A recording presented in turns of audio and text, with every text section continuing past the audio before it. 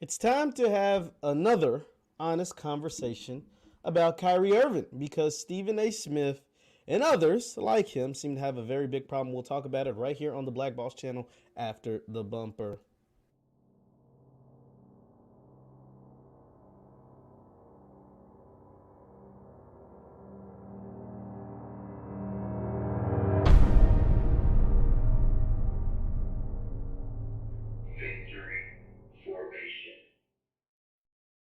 What's good people? Jeff Lightsy Jr. here with the Black Boss channel and Victory Formation. Thank you guys for tuning in. Be sure to hit the thumbs up button, like, share, subscribe, and the notification bell because we upload every single day. And don't forget, don't meet me there, beat me there. The All Black National Convention, October 29th through November 1st, Orlando, Florida, at the Omni. I hope to see you all there. Now, today we are here to talk about Kyrie Irving once again because Kyrie Irving is one of the driving main figures driving the sports conversation all over the country because of his stance about getting the jab. Once again, I've talked about this ad nauseum, but we're going to continue to talk about it because it's a highly controversial topic, all right? Because the jab has been politicized, and the jab is something that a lot of people stand on the side that everyone should get. Some folks feel like there's a thing called like herd immunity, and if you've gotten the virus, then you should be okay. And then there's some people that kind of like straddling the fence, right?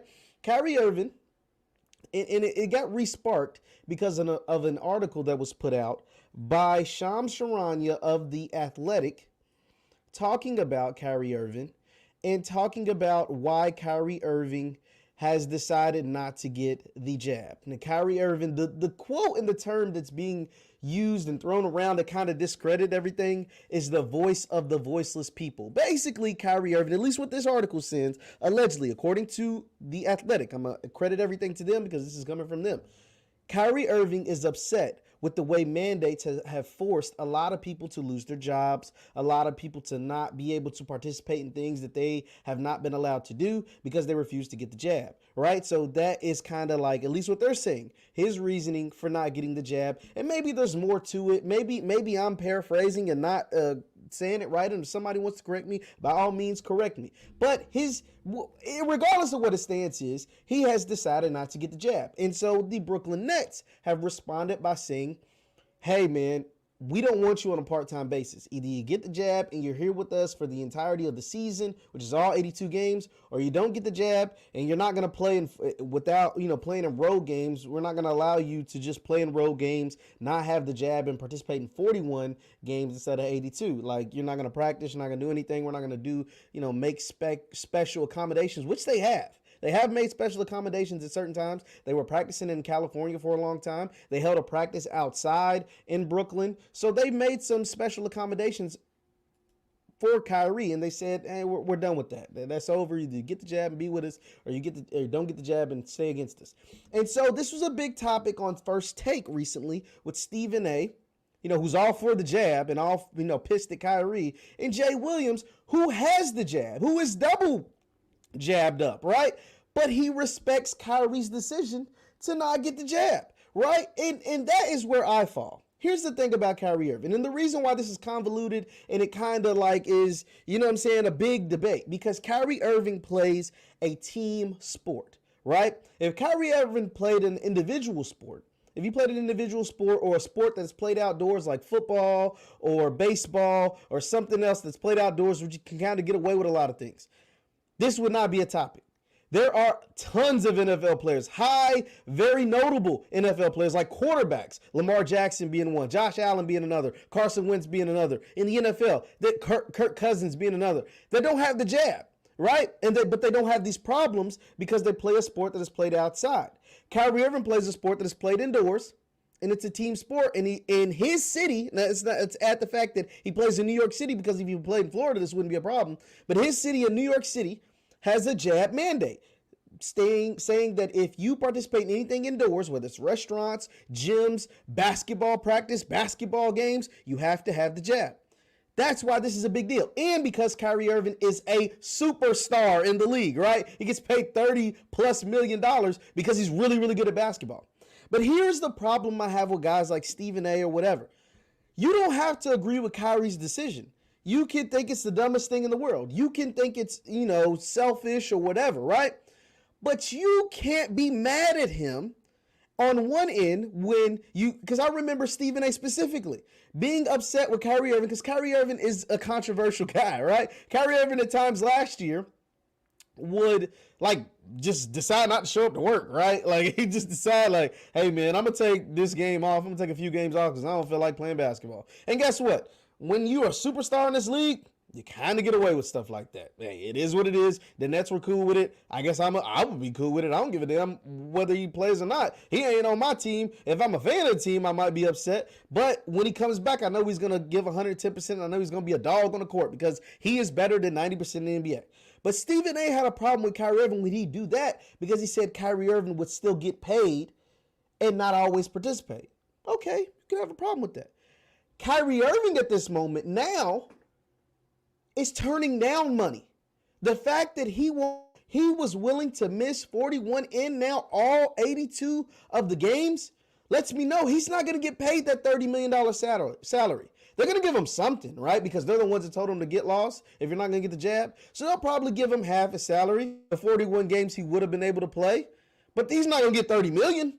He might get 15, 14, 16. He ain't going 30, 31, 32, 33, whatever he's supposed to get paid.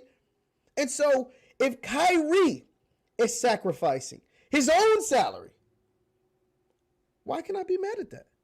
How can I be mad at a man that's turning down over $15 million because of what he believes in? Whether I think it's dumb or not, I can think it's the dumbest thing in the world. But if he's leaving $16, $17 million on the table, the hell am I going to get mad for? Now, if you're his teammates, you might get mad, right? Because you feel like you have a really, really good chance of winning the championship. You have a really, really good chance of being the best team in the NBA. You have a really, really good chance of changing your legacy, right? Whether it's Kevin Durant or James Harden or even Kyrie or somebody team that might not ever win a championship in any other place or situation, right? Because he's that good at basketball. But how in the hell can I get mad at him when he's losing money? He's turning down money. He's the one saying, I'm choosing my opinion, my morals, my values, my whatever, over 17, 16, 15, somewhere in that area, $1 million. 15, 16, 17 million dollars he's leaving on the table. How in the hell can I get mad at him? I don't know. Somebody let me know in the chat. Somebody let me know in the comments. Let me know in the chat. How am I supposed to get mad at him? No, I get it.